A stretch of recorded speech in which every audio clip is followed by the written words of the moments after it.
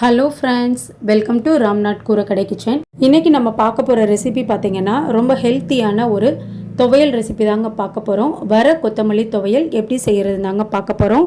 இந்த துவையல் கஞ்சி சாதம், தயிர் சாதம், ரச சாதம், சாம்பார் சாதம், எல்லா விதமான வெரைட்டி ரைஸுக்கும் சப்பாத்திக்குமே தொட்டு சாப்பிட ரொம்ப சூப்பராக இருக்குங்க. இந்த துவையல் ஒரு தடவை நம்ம செஞ்சு வச்சுட்டோம்னா ஒரு வாரம் வரைக்கும் கூட ஃப்ரிட்ஜில் ஸ்டோர் பண்ணி வச்சு சாப்பிட்லாங்க. ட்ராவலுக்கெல்லாம் நம்ம எடுத்துகிட்டு போகிறதுக்கு இந்த வர கொத்தமல்லி துவையல் ரொம்ப டேஸ்ட்டாக இருக்குங்க. வாங்க எப்படி செய்கிறதுன்னு நம்ம வீடியோக்குள்ளே போய் பார்க்கலாம். ஃபஸ்ட்டு இந்த ரெசிபி செய்கிறதுக்கு பேனில் 5 டேபிள் ஸ்பூன் அளவுக்கு நல்லெண்ணெய் சேர்த்திருக்கேங்க. 50 கிராம் அளவுக்கு வர கொத்தமல்லி எடுத்திருக்கேங்க. இப்போ கொத்தமல்லியை நல்லெண்ணெயில் சேர்த்துக்கலாங்க. அடுப்பை மிதமான தீயில வச்சுட்டு கொத்தமல்லியை நல்லா வறுத்து விட்டுக்கலாங்க.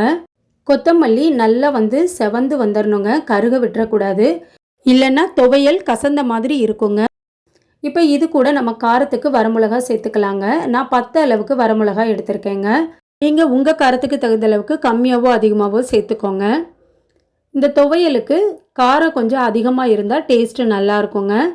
இப்போ வரமிளகா, மல்லி எல்லாமே நல்லா வறுபட்டுறணுங்க. பாருங்கள், இந்த அளவுக்கு நல்லா வறுபட்டுருச்சு. இது கூட நம்ம பூண்டு பல் சேர்த்துக்கலாங்க. 8லேருந்து 9 அளவுக்கு பூண்டு பல் சேர்த்துக்கலாங்க. கொஞ்சமாக புளி சேர்த்துக்கலாங்க இந்த அளவுக்கு. இப்போ பூண்டு, புளி எல்லாமே அந்த எண்ணெயிலேயே நல்லா வதக்கி விட்டுறணுங்க. பூண்டு ஒரு 2-3 நிமிஷம் நல்லா வதங்கிடணும். புளியும் நல்லா வதக்கிக்கணுங்க. இந்த மாதிரி நம்ம நல்லா வதக்கி செய்யும் போது துவையல் ஒரு 10 நாள் வரைக்கும் கூட நம்ம ஸ்டோர் பண்ணி வச்சு சாப்பிட்லாங்க, கெட்டு போகாது.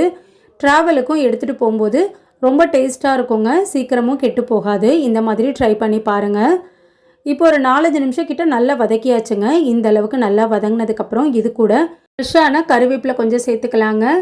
நம்ம மல்லி எடுத்த அதே கப்லையே 1 கப் அளவுக்கு துருவின தேங்காய் எடுத்துக்கலாங்க. நல்லா ஃப்ரெஷ்ஷான தேங்காயை சேர்த்துக்கோங்க. இப்போ தேங்காயையும் நல்லா வதக்கிக்கணுங்க. அப்போ தான் துவையல் ஒரு வாரம் ஆனாலுமே கெட்டு போகாமல் இருக்குங்க.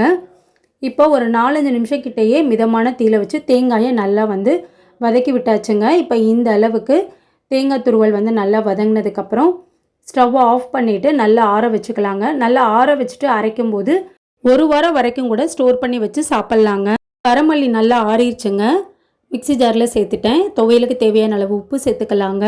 தண்ணி ஃபஸ்ட்டு சேர்த்துற வேணாங்க. நல்லா கொரப்பாக அரைச்சி எடுத்துட்டு அதுக்கப்புறம் தண்ணி சேர்த்துக்கலாங்க. பாருங்கள், இந்த மாதிரி நல்லா கொரப்பாக அரைச்சிக்கணும். இப்போ தண்ணி அதிகமாக சேர்த்திடாமல் கொஞ்சம் கொஞ்சமாக தண்ணி சேர்த்திட்டு இந்த பக்குவத்தில் அரைச்சி எடுத்துக்கணுங்க. ரொம்ப சட்னி அளவுக்கு தண்ணியாக இருக்கக்கூடாதுங்க, நல்லா திக்காக இருக்கணும். துவையலை நான் தட்டில் மாற்றி வச்சுருக்கேங்க. இந்த துவையல் ரொம்ப ஹெல்த்தியான ஒரு துவையல் ரெசிபிங்க. வாரத்துக்கு ஒரு முறையாவது கண்டிப்பாக நம்ம சாப்பாட்டில் சேர்த்துக்கிறது நல்லது. சில நேரங்களில் நமக்கு சோம்பலாக இருக்கும்போது இந்த மாதிரி துவையலாக செஞ்சு சுடு சாதத்தில் வச்சு சாப்பிட்டாலும் டேஸ்ட்டு நல்லா இருக்குங்க. தயிர் சாதத்துக்கும் ரொம்ப நல்லாயிருக்கும். நீங்களும் நான் செஞ்ச துவையல் ரெசிபியை உங்கள் வீட்டில் ட்ரை பண்ணி பாருங்கள். ட்ரை பண்ணி பார்த்துட்டு எப்படி இருந்ததுன்னு உங்கள் கமெண்ட்ஸை எனக்கு சொல்லுங்கள். நீங்கள் இப்போ தான் நம்ம சேனலை ஃபர்ஸ்ட் டைம் பார்க்குறீங்கன்னா ராம்நாத் கூரக்கடை கிச்சனை சப்ஸ்கிரைப் பண்ணிக்கோங்க. பக்கத்தில் இருக்க பெல் ஐக்கானை கிளிக் பண்ணிவிட்டு ஆல்ன்ற ஆப்ஷனை டிக் பண்ணிக்கோங்க. அப்போ தான் நான் போடுற புத்தம்புது ரெசிபிஸ் நோட்டிஃபிகேஷனில் உங்களுக்கு உடனே வரும். இந்த வீடியோ உங்களுக்கு பிடிச்சிருந்தாலும் லைக் பண்ணுங்கள். உங்கள் ஃப்ரெண்ட்ஸ் அண்ட் ரிலேட்டிவ் ஃபேமிலிக்கும் ஷேர் பண்ணுங்கள். இனி நான் வேறு ஒரு இன்ட்ரெஸ்டிங்கான ரெசிபியில் உங்களை பார்க்குறேங்க. தேங்க்ஸ் ஃபார் வாட்சிங்.